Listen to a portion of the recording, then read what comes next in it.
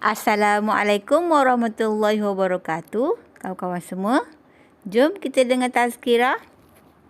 Allah Subhanahu wa taala kata dekat Nabi, apabila Muhammad baca Quran, orang yang dalam hati dia ada penyakit, dia iri hati, dia dengki, dia tak boleh nak terima kebenaran, dia main ni semata-mata kerana nak cari salah dan sebagainya, bila dibacakan Quran dekat dia, dia ada macam satu hijab.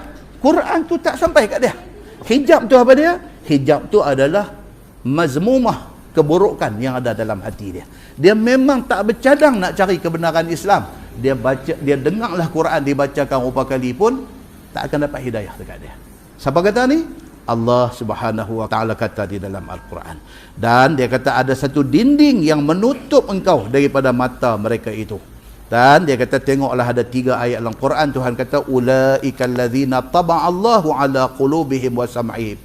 Mereka itu adalah orang-orang yang Allah peteri hati mereka. Allah Ta'ala peteri telinga mereka. Quran hadis tak boleh masuk dalam hati, dalam telinga mereka. Ayat lain Tuhan kata waja'alna ala qulubihim akinnah ay yafqahuhu.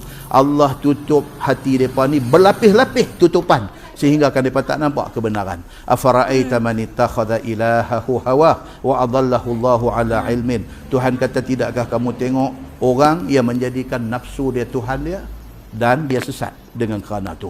Allah cerita tentang benda-benda ni semua. Dan ayat 46 surah Al-Isra, Tuhan kata waja'alna ala qulubihim akinnah ay yafqahuhu. Dan telah kami jadi hati-hati mereka itu satu tutupan bahawa faham mereka itu akan dia Quran. Tiada faham mereka itu akan Quran. Quran yang Nabi baca tu mereka dengar, mereka orang Arab, mereka boleh faham, tapi sebenarnya mereka tak faham.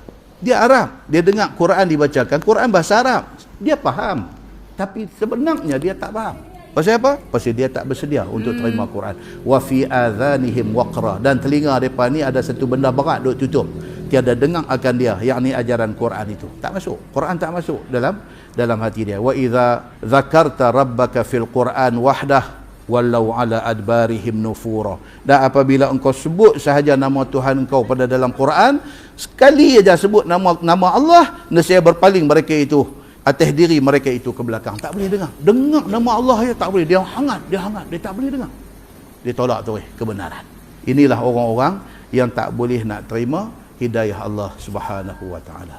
Video kawan hantar tadi ni cerita budak K-pop Korea. Semua hidup tak pernah dengar perkataan Islam, tak pernah dengar. Duduk di Korea ni tak pernah dengar perkataan Islam. Pertama kali dia dengar word perkataan Islam, dia kata waktu peristiwa 11 September. Kapal terbang rempuh bangunan World Trade tu. Itu first time dia tengok dalam TV, satu bangunan besar kena rempuh dengan kapal terbang, collapse, dan disebut kata Islam yang buat benda tu. Itu first time dia dengar Islam, dengar-dengar pun tak boleh. So, dia kata dia buat kesimpulan, Islam ni dangerous. Satu benda yang bahaya, dia kata. And then dia duk dengar cerita selanjutnya, kata Islam ni very bad image. Islam ni suka war, suka peperangan. Islam ni suka kepada terorisme, suka kepada keganasan. Islam ni suka kepada oppression. Dia kata kepada buat zalim kepada orang, dia kata. Dia buat kesimpulan Islam ni, dia kata satu dangerous, yang kedua very strict religion. Ketat. Semua haram anu tak boleh ni, haram anu.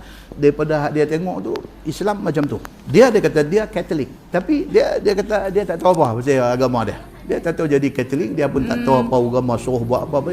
Yang dia tahu dia hidup ni nak cari duit, dia kena struggle dalam hidup untuk nak menjamin survival dia. Itu saja yang dia tahu. Sekali dia kata dia dapat jemputan pergi buat show di Indonesia. Dijemput pergi bagi pergi buat show, pergi menyanyi di Indonesia. Bila sampai di sana, dia tengok tu dia kata peminat dia hak perempuan ni pakai tudung. Dia tanya orang, dia kata ni Muslim country. Oh, dia kata Islam pun ada ramai orang tu. Dia tak tahu. First time dia kata dia tengok, oh rupanya orang Islam ramai. And then satu benda yang dia jadi curious ni, dia kata pasal apa perempuan Islam? Dia kata Indonesia is a hot country. Dia kata negeri panas, cuaca panas. Lagi duk pakai tudung, duk pakai ni apa? Mesti Islam hak rempuh bangunan ni paksa depa ni suruh pakai macam tu di negeri panas. So selama dia duk buat show di sana, dia dapat kesan, dia kata depa ni budak-budak hak peminat dia hak Islam ni pakai tudung apa semua ni, dia kata they are very kind. Bagus. Dia banding dengan negeri dia. Lepas tu dia kata dia dapatlah peluang untuk bercakap dengan peminat-peminat perempuan yang pakai tudung ni semua. Dia kata, hampa duk pakai ni semua. Dia kata, ada orang paksa apa ke suruh pakai macam ni semua? Salah seorang daripada minat ni pergi jawab dekat dia. No, tak ada siapa paksa. Dia kata, ini kami punya agama. Dia kata agama kami habaq kat kami. Kami ni like a diamond. Kami ni macam satu permata, berlian kami ni. Kami ni barang mahal. Oleh kerana kami barang mahal, kami kena tutup. Kami tak boleh nak show dekat orang semua. Nobody force me. Dia kata, this is my choice. And I'm very proud of it. Budak tu jawab ke dia. Budak ni pun.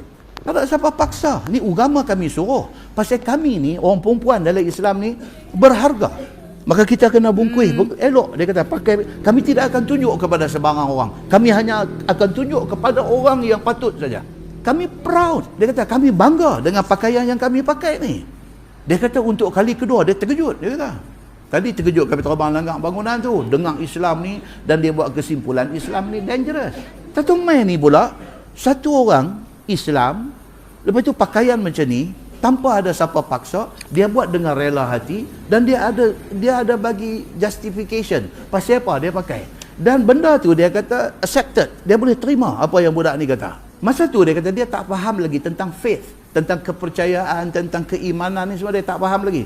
Cuma dia kata benda tu duduk dalam kepala dia duduk proses. Dia kata apa benda ni, dia kata. Habis show, dia balik ke Korea. Dia balik sana, kebetulan dia kata pak dia kena buang kerja, so dia terpaksa kena kerja. Sebab pak dia dah tak ada kerja, dia terpaksa kena buat kerja lain, dia tinggallah minat dia dalam menyanyi muzik, dia tinggal. Tapi dia tak boleh nak tumpu kerja hak dia buat ni, sebab dia mahu sesuatu yang lebih mencabar, dia kata. And then dia masuk dalam YouTube ni, dia mula duk buat kerja pakai YouTube ni. Dia start dengan, dia buat rakaman YouTube, dia cerita pengalaman dia pergi Indonesia, dan dia cerita dia jumpa dengan orang Islam di Indonesia. Itu YouTube dia yang pertama keluar. Betul, dia kata tiba-tiba benda ni luar jangka, dapat sambutan. Orang pakai masuk, pakai duk sembang dengan tajuk cerita Islam di Indonesia, dan juga benda-benda yang mengkagumkan dia dari segi Islam di Indonesia ni. So dia kata di situ, dia duk gather, dia duk kutip maklumat-maklumat tentang Islam ni. Di situ dia duk dapat. And then dia mula dapat, dia kata pasal apa orang Islam ni percaya kepada Allah, Tuhan yang satu. Daripada dia duk guna media ni, Tuan Amir kita Zon kuliah ni, dia cukup duk ni benda ni duk bagi tahu kata media ni important. Media ni penting. Pasal apa? Kalau kita boleh manfaatkan betul-betul media ni, dia punya power tuan-tuan besar. Itu sebab tuan-tuan tengok BBC ke Bloomberg ke apa, semua dikontrol oleh Yahudi. Sebab apa? Sebab media ni dia boleh cetak pemikiran orang. You pandai guna media ni, you boleh pengaruh orang. Nampak? So dia kata apa? Melalui media ni dia mula dapat tahu ni yang kata Islam ni apa. Pasal apa orang Islam ni percaya kepada Allah Tuhan yang satu? Pasal apa orang Islam ni semayang? Semua ni dia duk dapat, dia kata. Pasal apa orang Islam tak makan babi? Daripada dia punya duk communicate dengan orang-orang ni, dia dapat semua jawapan-jawapan ni. Dan pasal apa orang Islam tak minum arak? Dia dapat. Pasal apa dalam Islam ada halal ada haram? Dan finally dia cuba nak tahu Nabi Muhammad ni siapa. And then dia kata lagi satu yang hebat ni apa dia? Orang Islam ni dia kata depa ni help each other. Depa tolong sama-sama depa. Sedangkan dalam culture dia kata dia orang Korea, dan culture dia hidup ni adalah competition. Satu persaingan, dia kata hidup ni. Siapa menang dia sukses, dia berjaya. So kita akan buat apa saja untuk menang dalam persaingan ini. Tapi Islam tak. Dia kata Islam ni dia punya teaching suruh tolong-menolong di antara satu sama lain. And then dia kata the best part dalam Islam ni apa dia? Bila dia dapat apa-apa, dia terima kasih. Dia terima kasih kepada Allah. Dia terima kasih kepada sama-sama manusia. Dia kata benda ni dia tak pernah jumpa dalam sepanjang hidup dia. So dia kata Islam ni, depa ni apa dia? Dia kata Islam kata life is a journey. Hidup ni adalah satu journey, satu perjalanan, dia kata. Bukan competition, bukan persaingan. Islam kata perjalanan hidup kita ni apa dia? Nak pastikan kita hidup di atas jalan yang lurus, yang benar, dan kita nak keredaan Allah. Yang tu dia kata, itu yang dia dapat daripada benda-benda ni semua. Last kali Islam kata apa? Reward yang Allah akan bagi ialah syurga. Which is I tak pernah jumpa, dia kata selama ni. Benda ni betul-betul touch dia punya inner feeling. Dia punya hati kecil dia betul-betul tersentuh dengan benda yang dia duk dapat ni. Semata-mata nak cari keredaan Allah, maka kita buat baik sepanjang hidup kita, dia kata. So dia start, dia kata dia pergi cari Quran terjemahan dia baca. Dia start duk cari cerita tentang Nabi Muhammad ni. Mai Ramadan dia try tahan diri puasa. Semayang dia kata dia cuba tengok dalam YouTube apa-apa, dia try buat. Semua ni dia kata dia buat sikit-sikit. Dia nak cari apa dia betul-betul yang ada dalam Islam ni. So, finally dia kata apa? Dia rasa kata ada hanya Tuhan di dalam hidup ini. Dia dapat rasa benda tu. Dan Tuhan tu bukan saja cipta kita, tapi dia guide kita sampai kita jumpa kebenaran akhirnya. Dia kata Tuhan adalah yang absolute, yang most gracious dan most merciful. Dia kata itu kesimpulan dia. Bila dia puasa, dia kata dia boleh rasa gratitude dia kepada Tuhan. Terima kasih dia kepada Tuhan. Tahan perut lapar tuan-tuan. Bila dapat makan bismillahirrahmanirrahim, rasa thank you kita kepada Tuhan. Dan kita rasa orang susah tak ada dapat makanan, tiba-tiba kalau dapat, Allahu Akbar. Betapa thank you-nya dia kepada Allah dan kepada orang yang tolong dia bagi dia makan. Bila dia salat, dia kata dia rasa peace of mind. Benda-benda ni semua dia kata menyebabkan dia semakin yakin. Inilah yang dia duk cari, yang tak jumpa selama ni. Dia kata tak ada, dalam diri dia ada satu kosong. Yang kosong tu tak tahu nak isi dengan apa. Dia isi dengan glamour, tak boleh. Dia isi dengan duit, tak boleh. Dia isi dengan arak, tak boleh. Dia isi dengan perempuan, tak boleh. Semua tak boleh. Bila dia dapat yang ni, Islam masuk fit masuk dalam kekosongan tu. Dia kata ini yang dia duk cari selama ni.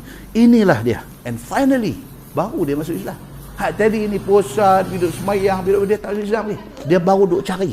Finally. Dia kata inilah yang betul. Dia pergi dan dia mengucap elok. Asyhadu an la ilaha illallah wa asyhadu anna Muhammadar Rasulullah. Tuan-tuan, dia pilih nama Islam dia, Daud Kim. Dan dia jadi orang Islam dan dia kata dia tidak pernah rasa silap akan pilihan dia. Untuk bayangkan dalam masyarakat yang berapa kerat aja Islam, dia boleh dapat hidayah Allah Subhanahu wa taala. Pasal apa?